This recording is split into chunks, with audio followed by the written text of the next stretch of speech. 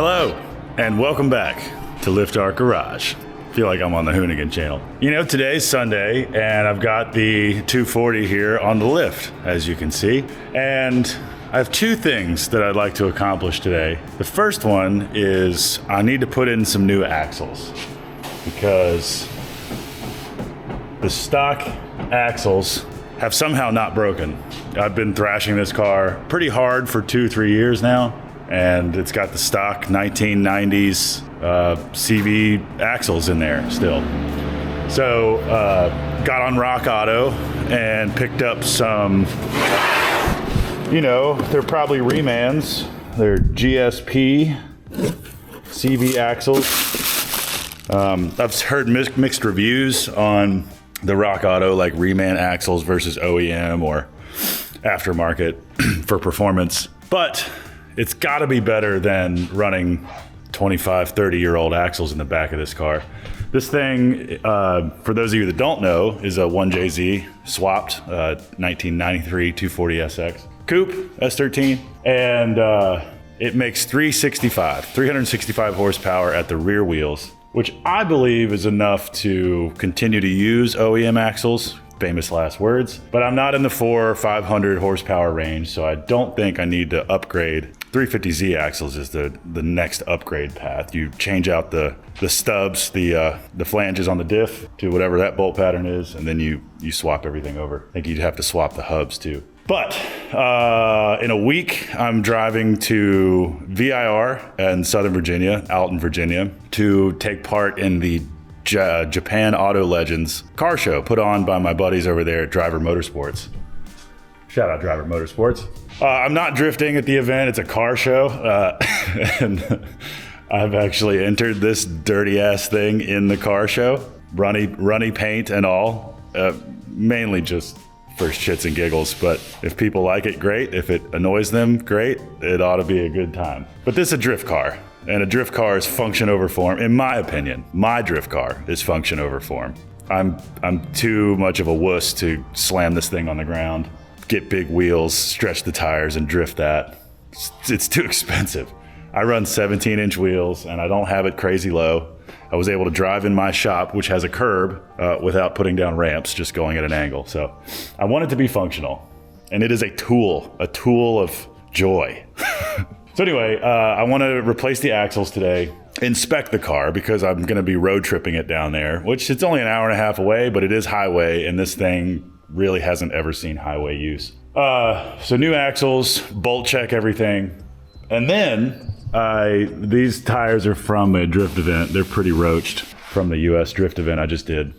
I need to take these wheels off and change the tires, but I also I'm hungry to get some wheels that are the same color. I have 4 of these Stage Night wheels that are a matte bronze. I have 2 of these Mustang Cobra replica wheels that are black centers and chrome outer rims. I have 2 of these fake T37s. They're just Rota grids.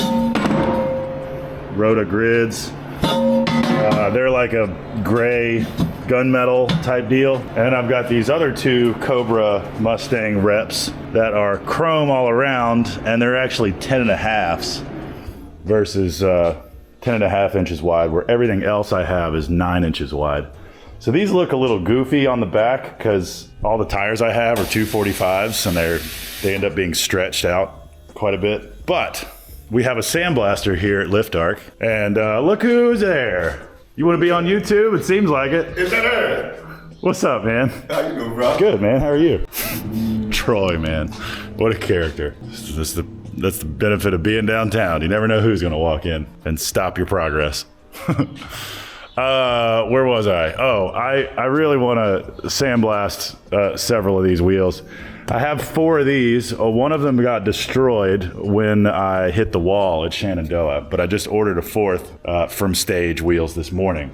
So I will have now a set of 4 matching wheels. The only set of 4 matching wheels I have will be 4 of these Stage Nights that I bought used anyway. I wouldn't have gone with the matte bronze if I bought them new. I probably would have gone with the black chrome or white or something. All right, so wheel off, axle change, and then see if I have any time for sandblasting and painting. Game plan. Also, I finally got myself a set of these impact lug nut sockets from Harbor Freight. 17, and it's deep well, 6-point impact rated with a plastic piece so you don't damage your wheels. I don't really care about that part, but if I had nice wheels, that'd be nice to have. All right, it's jammed in there. Good start. Why can I not find a six-point deep well that works that well? That's impact resistant. I don't know. Anyway, time to go up with the car. Just noticed my lift has a little hydraulic leak, so not sure why that is. Okay, I'll put the car together. Shouldn't be that hard to take it apart.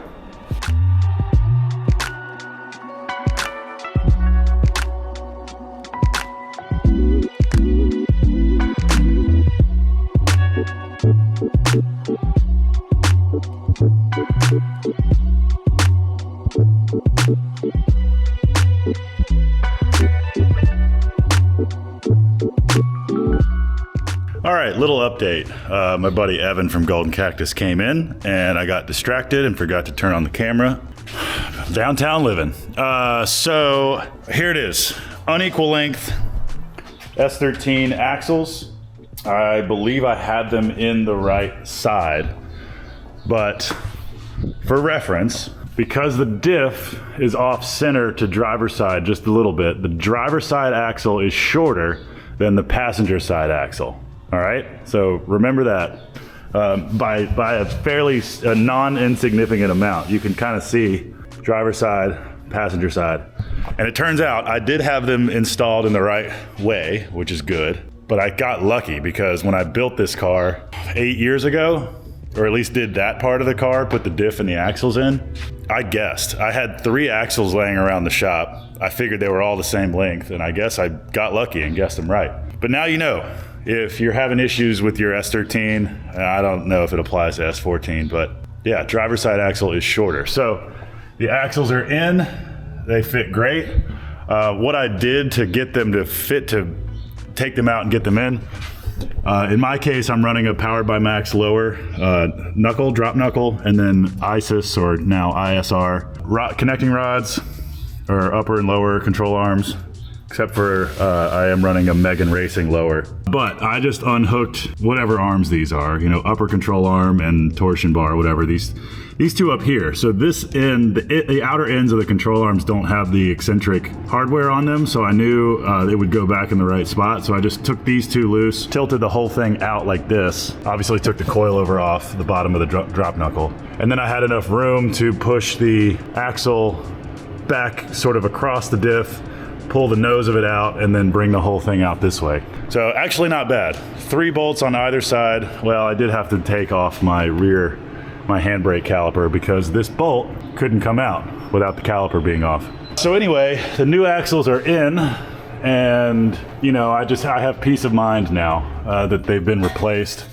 And there's a very good chance that these remanufactured axles are worse quality than the OEM axles. And the OEM axles did not have as much play as I thought. In fact, they have no play. The only thing wrong with them is that the boots are getting a little tired, but they're still a pretty far ways away from cracking.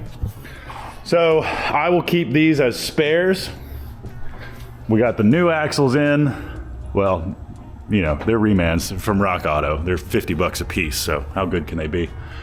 And if I snap one, at least I have a welded diff so I can keep driving, and then I'll have these spares. But we'll see. We'll see if these Rock Auto axles can take 365 horsepower and constantly ripping the e-brake, starting and stopping and starting and stopping and dropping the clutch and doing burnouts and stuff. So we shall see. So now I'm just going to put everything together, put the calipers back on, bolt the coilovers back on, bolt the inner flanges of the axle to the diff on both sides, and put the washer and axle nut and castle and cotter pin back on here. And then give everything a little bit of a clean and move on. I'm gonna bolt check the entire car after that. And who knows, paint some wheels, but that's where we're at.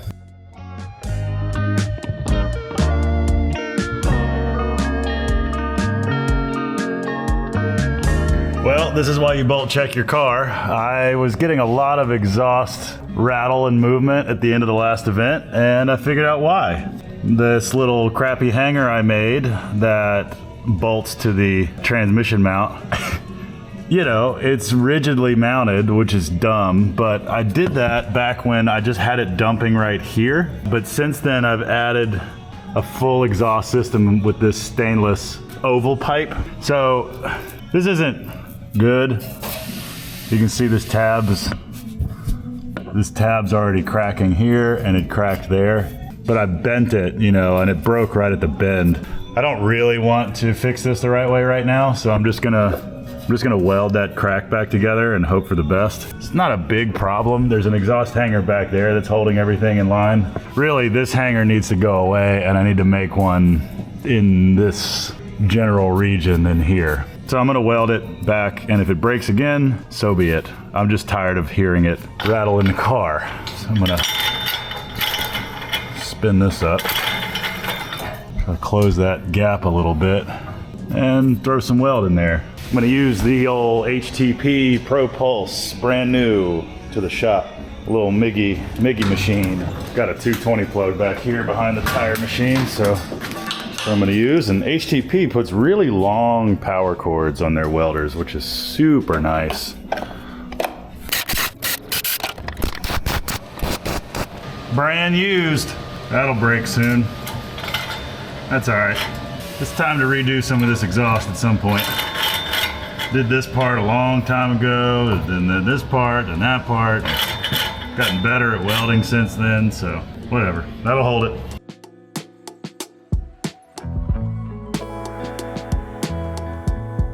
All right, well, when I got back from lunch, I forgot to film. So here's what I did. I cleaned up these 10.5-inch wheels, did a bunch of just Scotch-brighting and sanding and grinding on the inside, and there was some corrosion on the bead, and I know one of them lost a little air pressure last time, so hopefully the bead is seated properly and everything works out. A little bit of a stretch going on, and the fitment kind of looks like it's poo-poo, but I needed a set of wheels on here that weren't those bronze ones, so at least now I have a car that has matching wheels. They're both Cobra style 5-spokes, so I'm okay with that. And the reason I slapped those on is because I actually threw a coat of paint on these Rota grids. So I had to paint some signs here for the lift arc for client, and I had some leftover gloss black, and I put these in the sandblaster over here. This is a sandblaster that Aaron has. Put it in the shop, and it's big enough to put some wheels in. So put the wheels in and blast it off. Turns out these were black, factory powder coat, and somebody had painted them a crappy like hammered gray metallic paint. So sandblasted them, cleaned them up, sanded one of these hit the wall, so I had to clean up some big gashes. But honestly, I haven't painted a shape this intricate in a while, and that ALK 200 direct to metal paint from Commercial Performance Coatings did a very good job. There's no runs, everything is laying good. It's a gloss black, so I think those are gonna look great. But of course, they gotta sit here and cure for a few days before I can even think about wrestling a tire over here. It's kind of dry to the touch now, but it's certainly not hardened. So I think these will be put on the car when I go to Japan Auto Legends. I keep wanting to say Japanese Auto Legends. So at least I'll have black up front, black in the back, but at least for now, I got some wheels on here. Put some Ironman iMove Gen 3s on here. 245 4017s, using the new tire machine, of course. Gonna torque down the lugs and then get this thing out of here, go put it back in my garage, and then go have some dinner. Good day, got some stuff done. It needs a wash, and you know, it really needs the body kit gone through. I've kind of destroyed the rear bumper. Paint job sucks, of course, but I think we're gonna do a livery, so do a bunch of vinyl wrapping. And I need to put a cowl on the hood and freshen up the front here. It's kind of grody. I did this one day at the track, but I'm gonna get an actual louver deal, hood louvers to put over that. And eventually I'll get some different headlights, because these are, I don't know, I'm bored of them. But yeah, another day in the garage. Successful Sunday. New axles, new tires, unmounted some tires. Got these 3 ready. I got the 4th coming from stage. and I painted, blasted, sanded, and painted a pair of wheels. So productive day. Thanks for watching Lift Art Garage. I will see you guys at Japan Auto Legends. Bye.